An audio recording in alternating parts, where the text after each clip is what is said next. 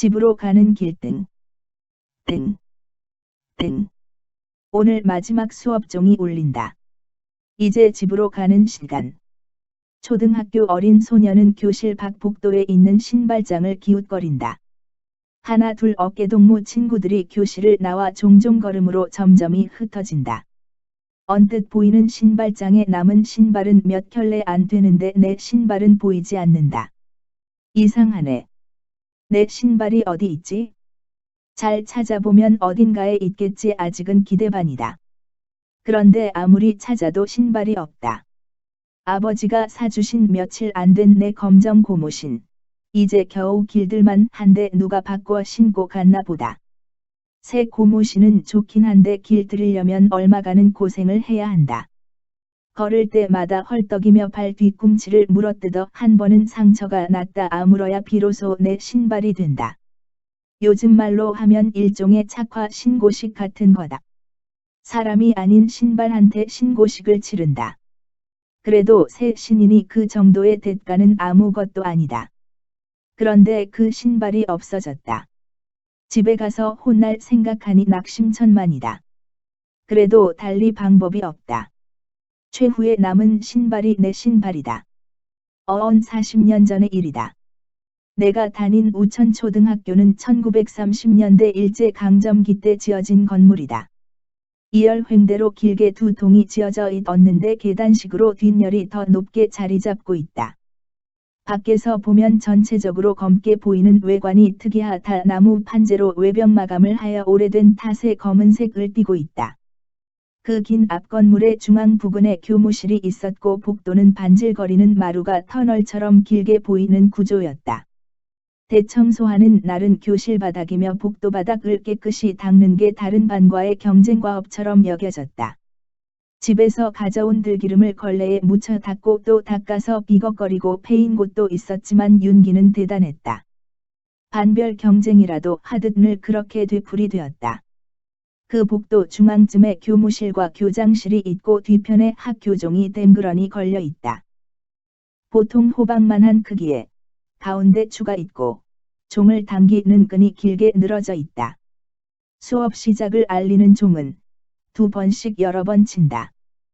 땡땡, 땡땡, 땡땡.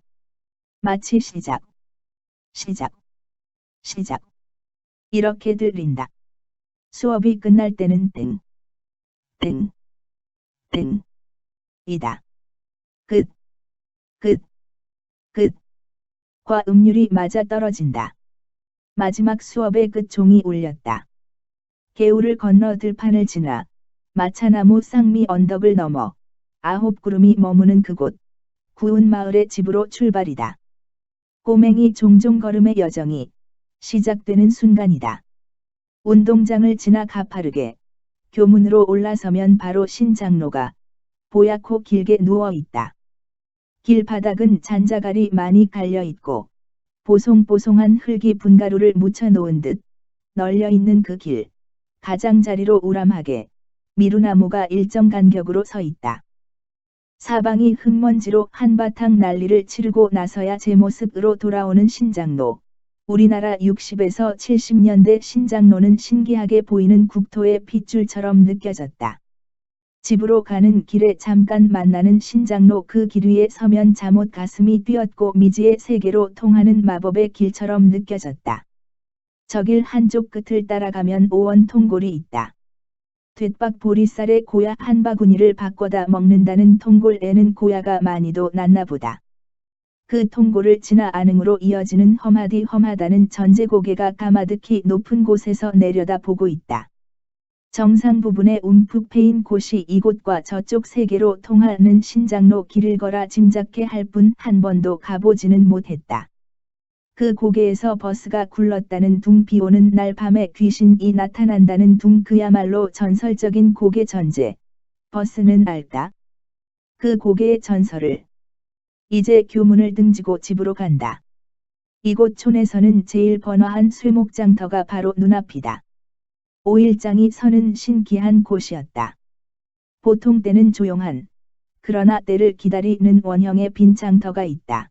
그 주위에는 옛날에 국밥집이며 전파사, 양복점 등이 있다. 신장로 따라서 약국이 있고 그 옆에는 지나갈 때마다 들리고 싶은 그러나 한 번도 들려보지 못한 언제나 나를 호기심의 세계로 끌어들이는 마법 같은 송방이 있었다. 지금의 구멍가게다. 격자 창문으로 들여다 보이는 송방 안 평상 같은 진열대엔 가질 수 없는 신기한 물건들이 언제나 그렇듯 먼지와 같이 있었다. 그곳은 건빵이나 쫀뜨기, 과자나 사탕이 언제나 진열돼 있었다.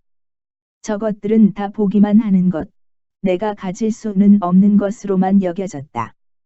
그 가게를 지나면 언제나 구수한 냄새를 풍기는 양조장이 자리 잡고 있다.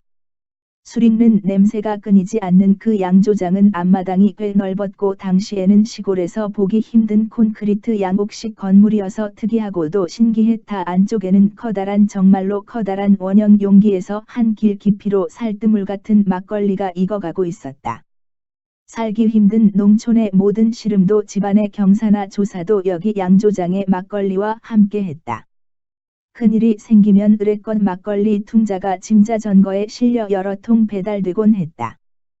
양조장을 마주보는 길 건너엔 국시 뽑는 집이 있다. 늘상 덜거덕거리며 돌아가는 기계 앞에서 얼굴에 밀가루 분칠이 그칠 날 없던 부부는 어제도 오늘도 열심히 국시를 뽑고 있다. 비 오는 날 빼곤 그랬다. 국시 공장 앞길 따라 넓지 않은 공터엔 면발이 언제나처럼 건조대에 매달려 비단 커튼을 들이운 듯 일렁이는 바람의 찰랑이었다. 면발 사이로 비치는 햇살에 국시 받은 연분홍빛 수줍음으로 환상적인 분위기를 자아내곤 했다. 그 후로도 오랫동안 덜거덕거리며 돌던 국시틀 이 생명을 다 했는지 그 뒤 언젠가부터 그 모습을 다시는 보질 못했다. 다 정리하고 서울로 갔다는 얘기도 있었고 평창 어딘가에 새로운 터전을 마련하여 떠났다는 얘기도 있었지만 확인할 길은 없다. 이제 소의 목을 쳐서 쇠목이 되었다는 우항의 선앙당이다. 작은 연못과 오래된 위험 있는 소나무 여러 그루가 군락을 이루고 있는 선앙당. 그곳에는 커다란 너렁바위도 있었는데 집에 가려면 반드시 지나야 하는 길목이다. 그곳은 잠옷 거룩하고 성스럽기도 해서 왠지 지날 때 공연히 조심스러워지곤 했던 곳이다. 그 길목에 오면 너렁바위에는 언제나처럼 형아 같은 동급생 서넛이 우리를 기다린다. 학교에서 무상으로 나누어주는 옥수수빵을 노리고 있는 것이다. 홀짝반으로 나누어 이틀에 한 번씩 어른 주먹만한 옥수수빵이 지급되는데 색깔은 노릿노릿하고 윗덮개는 조금 탄 듯이 잘 익은 구수하고도 고소한 그 빵 맛을 지금도 잊을 수 없다. 그 빵을 타오고 배급하는 건 반에서 덩치도 크고 힘센 애들 몫이었다. 나누어주고 나면 간혹 남는 것도 있고 개수는 맞아도 박스 밑 바닥에는 덕지덕지 떨어진 조각이 꽤 많았다. 감히 넘볼 수 없는 저 빵부스러기는 형아 같은 배급자의 몫이었다. 집에 가지고 가다가 빼앗길 텐데 다 먹어치울까? 아니야 반만 먹고 나머지는 집에 가져가서 아빠 엄마에게 자랑할까? 머릿속이 복잡했다. 어떤 날은 과감했고 어떤 날은 타협을 했다. 더러 운수 좋은 날은 집에 무사히 가져가는데 성공을 했다.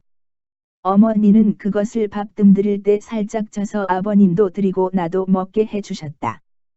갓 쪄낸 그 보들보들한 옥수수빵 세상 어디에서 구한단 말인가? 노릴만도 했다. 아직도 집은 멀기만 하다. 넓은 벌판이 눈앞에 있다. 넓어서일까? 대면이라고 부르는 그 들판을 지나 이제 콧등에 땀이 맺힐 즈음 우리의 영원한 휴식처 마차나무 언덕이다. 100년도 넘은 마차나무는 늘 그 자리에서 우리를 맞아주었다. 이제 겨우 한숨 돌리고 뒤돌아본다. 저기 멀리 초등학교가 보인다. 신장로에 버스가 지나간다. 먼지가 인다. 다시 쌍미 언덕을 넘고 용고개에 오르니 저기 마을이 보인다. 어서 가자. 집으로 가자. 어깨에 빗겨맨 책보가 털럭거린다. 병철이가 앞섰다가 연창이가 앞서고 내가 앞선다. 장난치다 싸우고 도망가다 잡히고. 꼬맹이 셋은 그날도 그렇게 집으로 갔다. 친구들아 지금은 어디에서 잘들 지내고 있는지 보고 싶구나.